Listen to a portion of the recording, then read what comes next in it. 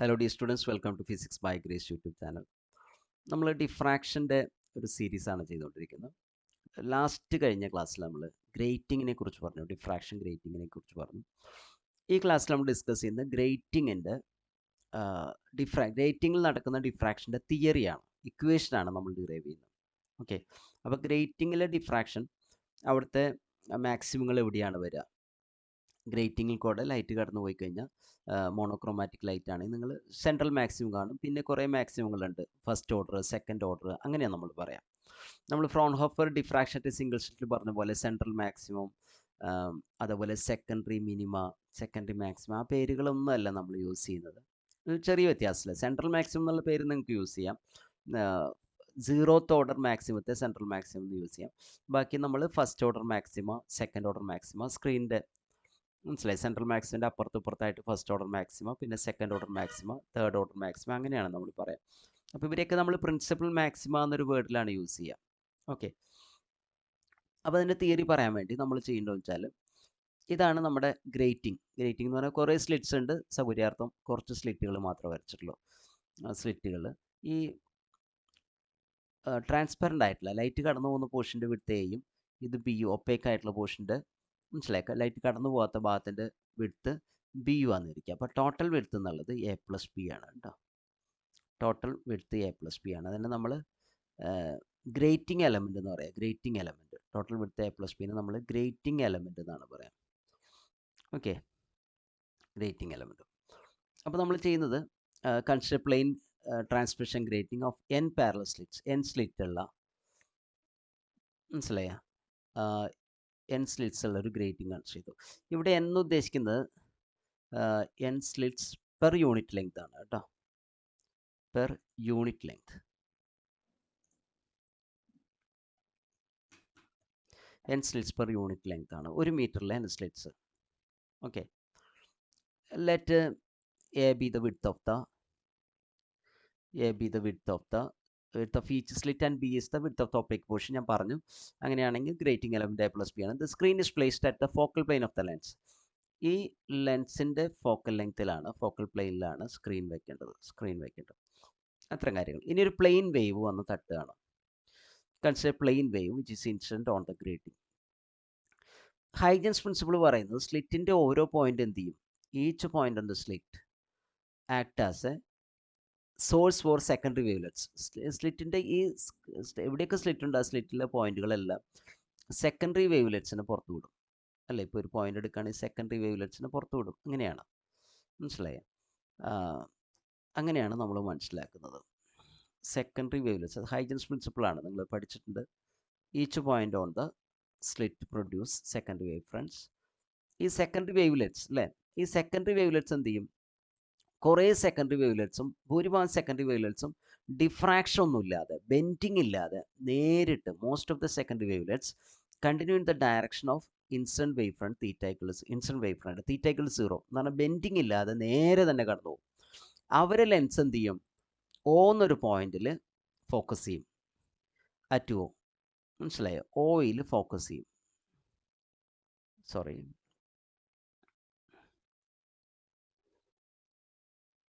Okay, and they will be focused by the lens at O. ആ പോയിന്റിനെയാണ് നമ്മൾ central maximum എന്ന് വിളിക്കുക, മനസ്സിലായോ? അപ്പോൾ ഇവിടെ സെൻട്രൽ മാക്സിമത്തിൽ ഒരു കൺസ്ട്രക്റ്റീവ് ഇൻ്റർഫറൻസ് ആണ് നടക്കുക. ഇത്രയേ ഉള്ളൂ. ഞാൻ ഈ ബ്ലൂവിൽ വരച്ചത്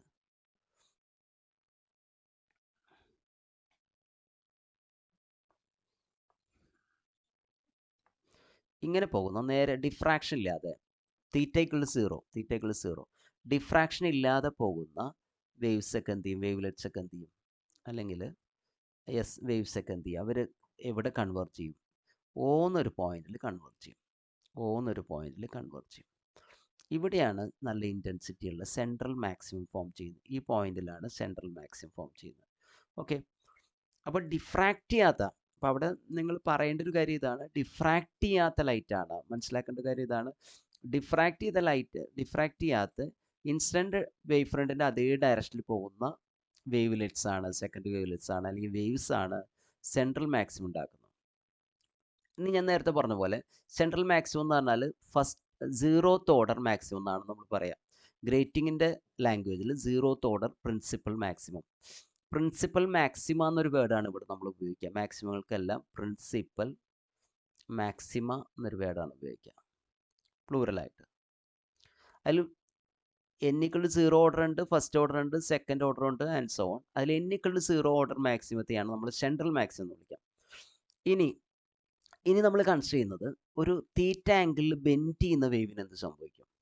കൺസിഡർ വേവ് ഈസ് ബെൻഡ്, അല്ലെങ്കിൽ സെക്കൻഡറി വേവ്ലെറ്റ്സ് തീറ്റ ആംഗിളിൽ ബെൻഡ് ചെയ്യുന്ന വേവ്സ് അല്ലേ? തീറ്റ ആംഗിൾ, ഇതൊക്കെ തീറ്റ ആംഗിളിൽ ബെൻഡ് ചെയ്തതാണ്. തീറ്റ ആംഗിളിൽ ബെൻഡ് ചെയ്ത വേവ്സിന് എന്ത് സംഭവിക്കും? അവരെല്ലാം കൂടി വന്ന് ഈ പിയിൽ എന്ത് ചെയ്യും? ഈ പി എന്നൊരു പോയിന്റിൽ കൺവേർട്ട് ചെയ്യും. പി എന്നൊരു പോയിന്റിൽ കൺവേർട്ട് ചെയ്യും. അപ്പോൾ പിയിൽ എങ്ങനെയാണ് മാക്സിമം ഫോം ചെയ്യുക, അല്ലെങ്കിൽ പിയിൽ മാക്സിമം ഫോം ചെയ്യാനുള്ള കണ്ടീഷൻ എന്താണ്? അതാണ് ഇവിടെ തിയറി എന്ന് പറഞ്ഞ് നമ്മൾ എക്സ്പ്ലെയിൻ ചെയ്യുക. Theory of diffraction on grating എന്ന് പറഞ്ഞ് എക്സ്പ്ലെയിൻ ചെയ്തതാണ്. മാക്സിമം വരാനുള്ള കണ്ടീഷൻസ് എന്താണ്? ഇപ്പോൾ ഈ പി മാക്സിമം വരാനുള്ള കണ്ടീഷൻ അത് നമ്മൾ എങ്ങനെ എക്സ്പ്ലെയിൻ ചെയ്യുന്നത് വെച്ചാൽ, നിങ്ങളിവിടെ 2 പോയിന്റ്സ് എടുക്കുക. എ എന്നൊരു പോയിന്റും, ഞാൻ സ്ലിറ്റിൻ്റെ 2 അറ്റങ്ങൾ എയും ബിയും എടുക്കാം. ഞാൻ എടുക്കുന്ന ഇപ്പോൾ പറയുന്ന പോയിന്റുകൾ എയും സിയും. ഇത് കോൺസിക്യൂട്ടീവ് ആയിട്ടുള്ള പോയിന്റ്സ് ആണ്, മനസ്സിലായോ? കോൺസിക്യൂട്ടീവ് ആയിട്ടുള്ള കറസ്പോണ്ടിങ് ആയിട്ടുള്ള പോയിന്റ്സ് ആണ്, മനസ്സിലായോ? Consider 2 consecutive points A and C എന്ന് പറഞ്ഞാൽ അത് കറസ്പോണ്ടിങ് ആയിട്ടുള്ള പോയിന്റ്സ് ആണ്, അതാണ് ഉദ്ദേശിച്ചത്. കാരണം ഇവിടെ ഇതാ ഈ അറ്റവും ഇവിടെ ഈ അറ്റവും അത് തമ്മിലുള്ള ഡിസ്റ്റൻസ് നമുക്കറിയാം. തമ്മിലുള്ള ഡിസ്റ്റൻസ് നമ്മൾ ഓൾറെഡി പറഞ്ഞു. That is a+b. a+b ആണ് തമ്മിലുള്ള ഡിസ്റ്റൻസ്. a+b ആണ് തമ്മിലുള്ള ഡിസ്റ്റൻസ്. അപ്പോൾ ഈ ആംഗിൾ തന്നെയാണ് ഇവിടെ വരിക. നിങ്ങൾക്ക് നോക്കിയാൽ മനസ്സിലാവും, ഈ ആംഗിൾ തന്നെയാണ് ഇവിടെ വരിക. ഇപ്പോൾ ഞാൻ ആ ഗ്രീൻ ലൈൻ വരച്ചത് പെർപെൻഡിക്കുലർ ആണ്, മനസ്സിലായോ? അപ്പോൾ ഞാൻ എടുക്കുന്നത്, ഞാൻ ഇവിടെ കൺസിഡർ ചെയ്യുന്നത് എന്ന് പിയിലേക്ക് പോകുന്ന ലൈറ്റ് വേവും, നമ്മൾ റേ ആണ് വരയ്ക്കുന്നത് സൗകര്യാർത്ഥം, വേവാണ് നമ്മൾ ഉദ്ദേശിക്കുന്നത് കേട്ടോ. ഇതാ സിന്ന് പിയിലേക്ക് പോകുന്ന ലൈറ്റ് വേവും. ഇപ്പം ഞാൻ ഈ ബ്ലാക്കിൽ വരച്ച വേവുകൾ നമ്മൾ കൺസിഡർ ചെയ്യുകയാണെങ്കിൽ, അല്ലെങ്കിൽ റേകൾ കൺസിഡർ ചെയ്യുകയാണെങ്കിൽ, അവർ തമ്മിലുള്ള പാത്ത് ഡിഫറൻസ്, ഏതാ കൂടുതൽ പാത്ത് ട്രാവൽ ചെയ്യുക? സിന്ന് പിയിലേക്ക് പോകുന്ന, മനസ്സിലായി, ലൈറ്റാണ് കൂടുതൽ പാത്ത് ട്രാവൽ ചെയ്യുക. അപ്പോൾ പാത്ത് ഡിഫറൻസ് ഉള്ളത് CP - AP ആണ്. അപ്പോൾ നമ്മളിവിടെ പറയുന്ന പാത്ത് ഡിഫറൻസ് ഉള്ളത് CN ആണ്. CN ആണ് ഞാൻ അവിടെ mark. That is CP - AP. ഞാൻ ഉദ്ദേശിക്കുന്നത് CP - AP ആണ്.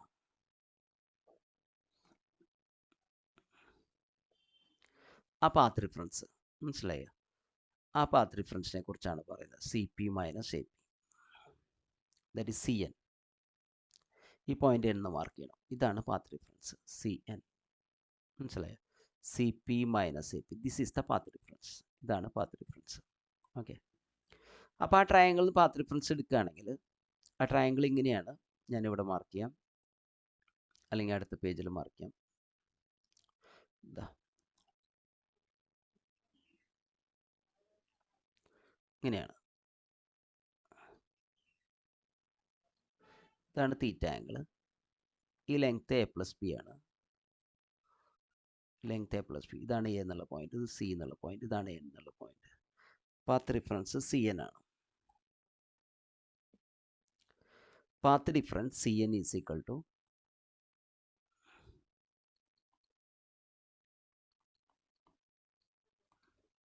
എന്താ വരിക? പാത്ത് ഡിഫറൻസ് കാണാൻ എങ്ങനെയാണ് നമ്മൾ കണ്ടുപിടിക്കുക?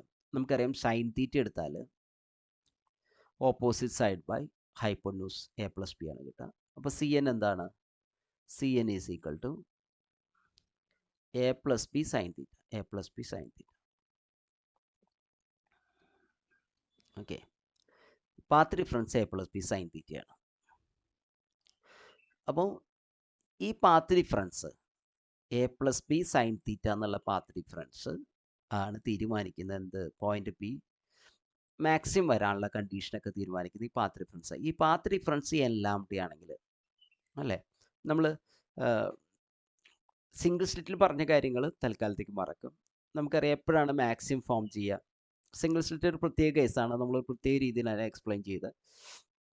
നിങ്ങൾക്ക് തോന്നും അവിടെ ഇങ്ങനെ ഒരു കണ്ടീഷനിൽ മിനിമം ആണല്ലോ കിട്ടിയ.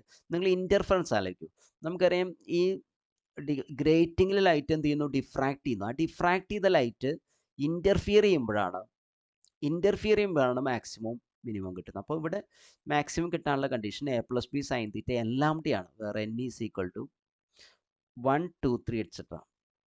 എൻ ഈക്വൽ ടു 0 മാക്സിമം ആണ്. അത് ഓൾറെഡി നമ്മൾ സെൻട്രൽ മാക്സിമം എന്ന് പറഞ്ഞാൽ എക്സ്പ്ലെയിൻ ചെയ്തുകൊണ്ട് നമ്മൾ പറയുന്നില്ല. ഇവിടെ എൻ 0 ആകാം, അത് സെൻട്രൽ മാക്സിമം ആണ്. മനസ്സിലായി? 0th order maximum central maximum ആണ്. ഓക്കെ. അപ്പോൾ ഇവിടെ എൻ ഈക്വൽ 0 എന്ന് പറഞ്ഞാൽ ബെൻഡ് ചെയ്യുന്നില്ല അർത്ഥം, പാത്ത് ഡിഫറൻസ് ഇല്ല, ബെൻഡ് ചെയ്യുന്നില്ല എന്നർത്ഥം. മനസ്സിലായോ? അത് ഓൾറെഡി പറഞ്ഞ സ്ഥിതിക്ക് ഞാൻ എങ്ങനെ എടുക്കാം. അല്ലെങ്കിൽ നിങ്ങൾക്ക് ജനറലി ഇവിടെ N equal to 0 etcetera 1 2 3 etcetera കൊടുക്കുക. അതിൽ 0th ഓർഡർ ഡിഫ്രാക്ഷൻ എന്നുള്ളത് സെൻട്രൽ മാക്സിമം ആണെന്ന് പറഞ്ഞാൽ മതി. അപ്പോൾ ഇങ്ങനെ കിട്ടും. അപ്പോൾ ഇവിടെ യെസ് ഇങ്ങനെയാണ് നമുക്ക് കിട്ടുക. അപ്പോൾ A plus B sine theta, ഇതാണ് പ്രിൻസിപ്പൽ മാക്സിമയ്ക്കുള്ള കണ്ടീഷൻ. മനസ്സിലായോ? പാത്ത് ഡിഫറൻസ് എല്ലാം ഉണ്ടാവും. ദിസ് കണ്ടീഷൻ ഫോർ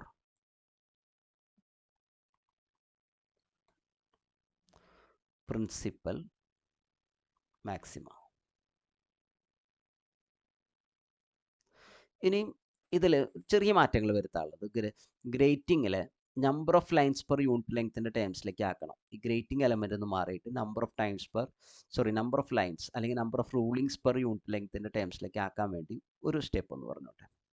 അപ്പോൾ ഇവിടെ കിട്ടിയത് നമുക്കിതാണ്, a plus B sine theta is equal to N lambda, where N is equal to 1 2 3 etcetera. നോക്കൂ, ഇവിടെ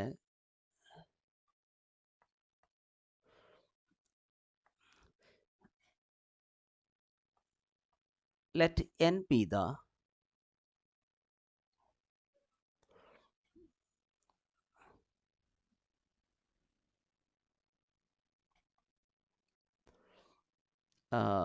number of lines per unit length, be the number of slits എന്ന് വേണമെങ്കിൽ പറയാം, അല്ലെങ്കിൽ നമ്പർ ഓഫ് ലൈൻസ് എന്ന് പറയാം, അല്ലെങ്കിൽ നമ്പർ ഓഫ് റൂളിങ്സ് എന്ന് പറയാം. Number of lines per unit, ഗ്രേറ്റിങ്ങിലുള്ള പെർ മീറ്റർ എന്ന് തന്നെ ഞാൻ എഴുതിക്കോട്ടെ, SI യൂണിറ്റിൽ തന്നെ പെർ മീറ്റർ. അങ്ങനെയാണെങ്കിൽ ഒരു മീറ്ററിൽ n എന്തുണ്ട്, n നമ്പർ ഓഫ് ലൈൻസ് ഉണ്ട്, എന്ന് പറഞ്ഞാൽ n ട്രാൻസ്പെറൻ്റ് ആയിട്ടുള്ള പോർഷനും ഉണ്ട്, n ഒപ്പേക്ക് ആയിട്ടുള്ള പോർഷനും ഉണ്ട്. മനസ്സിലായോ? അപ്പോൾ ട്രാൻസ്പെറൻ്റ് ആയിട്ടുള്ള പോർഷനും ഒപ്പേക്ക് ആയിട്ടുള്ള പോർഷനും കൂടിയിട്ടുള്ള ലെങ്ത്താണ് ഇത് ഗ്രേറ്റിംഗ് എലമെൻ്റ് എന്ന് പറഞ്ഞാൽ. അപ്പോൾ ഇതിനെ n കൊണ്ട് മൾട്ടിപ്ലൈ ചെയ്താൽ എനിക്ക് കിട്ടുക 1 മീറ്റർ ആണ് കിട്ടുക. മനസ്സിലായോ? എന്ന് പറഞ്ഞാൽ ഇപ്പോൾ എന്താ, എ പ്ലസ് ബി എന്ന് പറഞ്ഞാൽ 1 മീറ്ററിൽ വിചാരിക്കൂ 60,000 ആയിട്ട് 6 lakhs ലൈൻസ് ഉണ്ടെന്ന് ആയിരിക്കും. അപ്പോൾ 6 lakh കൊണ്ട് മൾട്ടിപ്ലൈ ചെയ്താൽ എ പ്ലസ് ബി ചെറിയ ലെങ്ത് ആണ്, വളരെ ചെറിയ ലെങ്ത് ആണ്.